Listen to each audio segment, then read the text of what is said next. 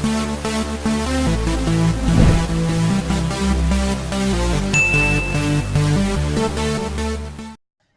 guys, welcome to A Singaporean Life, the one-stop YouTube channel for all things about life in Singapore. For our first ever series, we are going to be talking about how to build a gaming PC right here in our little red dot. There are many videos on YouTube showing how to do this, but none are specific to Singapore, and most cater to the US audience, so that's where I come in. I'm your host Jiala, and for today's episode, we are going to be talking about everything you need to know before building your first PC. There can be many reasons why you would want to build your own PC over buying a pre-built one. Whether it's because you want to save money or for the rewarding experience, it is sure to be a fun ride. The number one thing that most people consider when building a PC is budget. Low-end builds are generally anywhere from $500 to 1K. Mid-range builds are those ranging between 1.2K to 1.5K. And the high-end builds are usually 3K and above. So for this series, I'm going to be embarking on a mid-range build with a budget of $2,000. Sing dollars, that is. Now, I know most people don't usually include the cost of monitors and speakers in their PC builds, but I'm going to assume you want a completely new PC with completely new parts. So I'm going to be factoring in the cost of those as well. Because this video is mainly targeted at beginners, I will not be covering overclocking in this guide. After budget comes purpose. What are you building your PC for? Is it for work like video editing or designing 3D models, etc.? Or for gaming? Knowing what your purpose is can allow you to better spec out the parts you need in building your PC. For this video, I'm going for a hybrid build. I want to be able to play AAA title games, but at the same time, I want to be able to do some light video editing on my computer. Now, we finally move on to the parts list. For first-timers, this can seem very confusing due to the large number of parts required and their different compatibilities. The last thing you want is to spend hundreds of dollars on one part only to find out that it doesn't work with your other parts. So pay close attention to what I'm going to say next and you'll be on your way to building your very own PC. First up, we have the processor or CPU for short. The CPU is pretty much the brain of your whole computer, and there are two main routes that you can choose to go when picking your CPU. One is Intel and the other is AMD. Both have its own pros and cons, but in general, if you are going for a gaming oriented build, then go for Intel. For work and productivity oriented build, go the AMD route. The first thing people generally look at for CPUs are the number of cores, but core count isn't everything. AMD CPUs have more cores than Intel CPUs for the same price, but does that mean that they are better? No, because you have to factor in the clock speed for each individual core. For gaming, you don't need more than 4 cores, and if you are on a budget, I wouldn't recommend getting a processor with more than 4 cores because gaming is more dependent on the clock speed of the cores rather than the number of cores. More cores usually means less speed per core, so don't always look at core count. For work and productivity like video editing, having more cores is better, and I would recommend your processor to have at least 6 cores minimum since video editing software does take advantage of more cores. The next thing you want to look at is the socket being used for the processor. Keep this in mind first because you will need this information in selecting your motherboard. For my hybrid build, I've chosen to go with the latest Coffee Lake Intel Core i7-9700. It has 8 physical cores, but sadly no hyper-threading.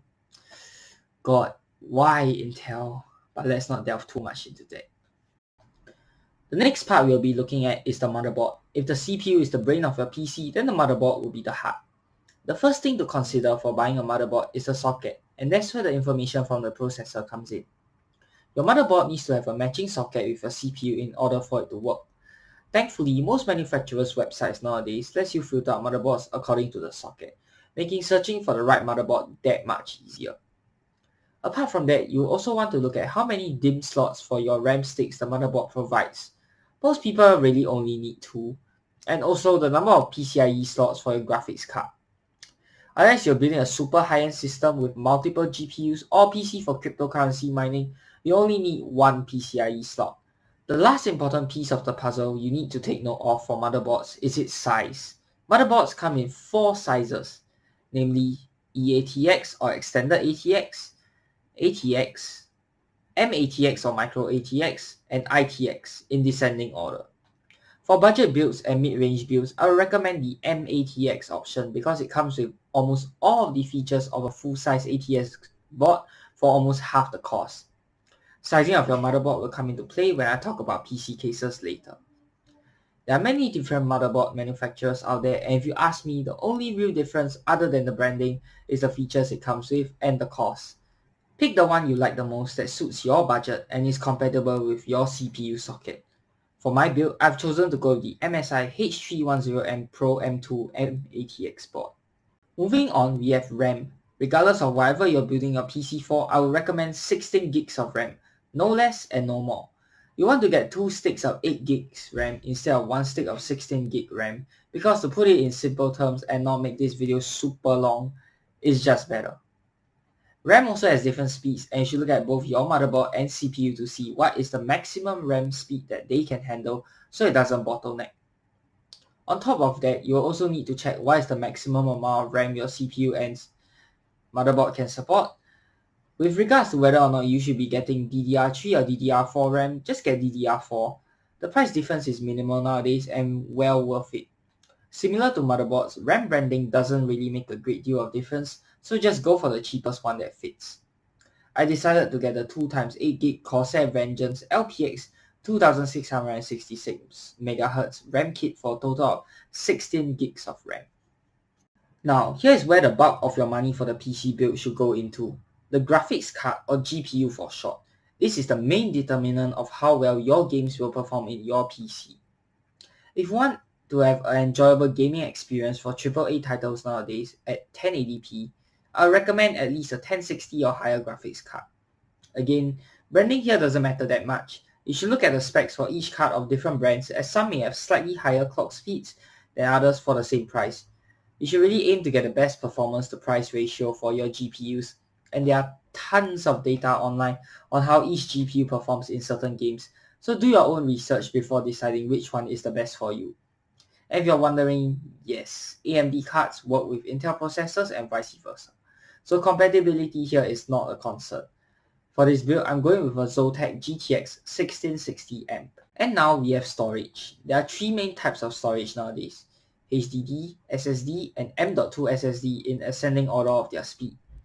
There's also a 4th new type, which is the Intel Optane, but 99% of the population wouldn't have an actual use for it, and if you do need it, then you probably already know your stuff. I'll generally recommend getting a mix of both HDD and SSD so you can get the most out of your money. It's true that SSDs are more reliable and faster than HDDs in every way, but that also means that they are more expensive. You should get a small SSD that has enough memory to store both your operating system and the games you want to play for the fastest load times. Other large files like pictures and videos can be stored onto your HDD, since HDDs are way cheaper than SSDs for the same amount of storage space. M.2 SSDs are basically the big brothers of regular SSDs, boasting even faster speeds and using a special slot on the motherboard. Nowadays, M.2 SSDs are almost about the same price as SSDs, so if you can afford a SSD, then go for M.2 one instead. But be sure to check if your motherboard has the corresponding size slot for it first though. There's only one brand to go when it comes to SSDs, and that is Samsung. With regards to HDDs, I would recommend Western Digital or Seagate. I'll be getting an 860 EVO 250GB M.2 SSD and a Western Digital Black 1TB HDD for this build. For the next part, we'll be talking about cooling. 2 routes you can go, air or water. Water cooling is more expensive with a greater risk of failure, so unless you know exactly what you're doing, I would recommend getting an air cooler instead, because that is usually sufficient unless you're doing overclocking. In the interest of time, I'll only be covering air cooling for this video.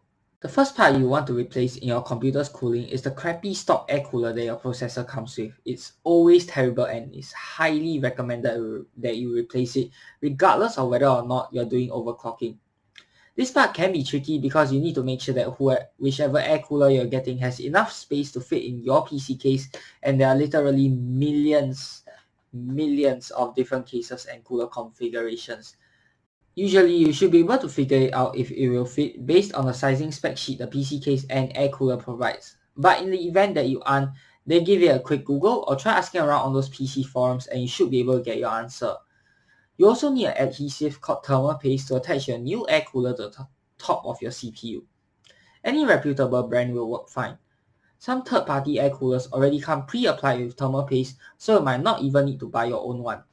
Apart from the main air cooler, you also have your PC fans. The case should come with a few to begin with, but if it doesn't, then you'll need to get your own.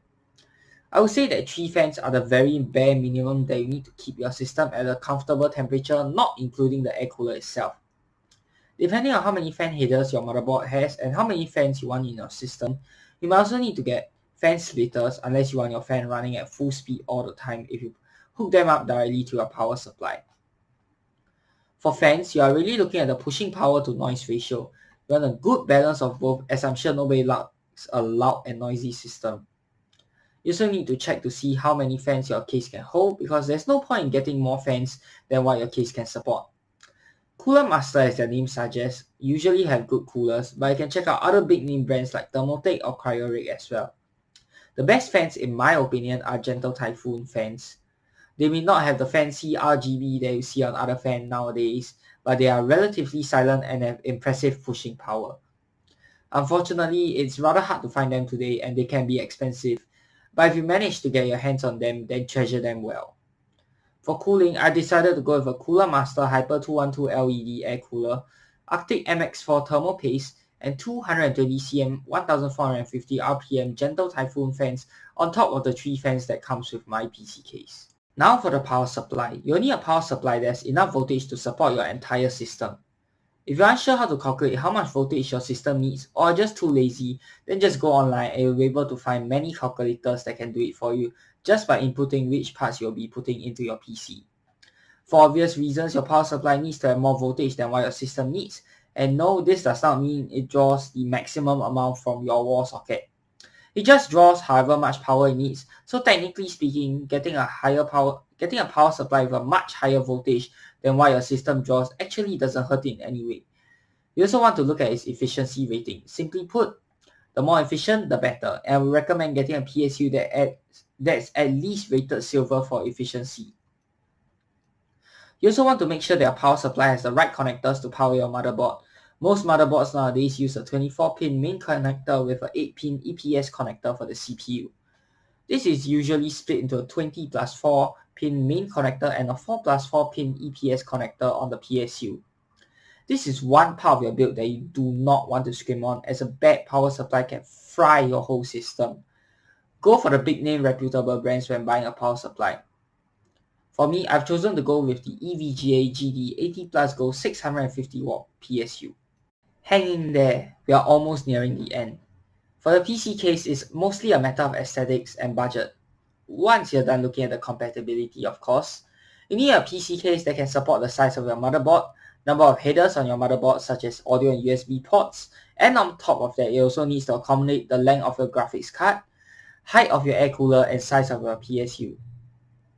Any reasonable size case nowadays should be able to fit all the basic components in, unless you're going for ITX build in a smaller case. But other than that, you really shouldn't run into much problems finding a case that can fit everything inside.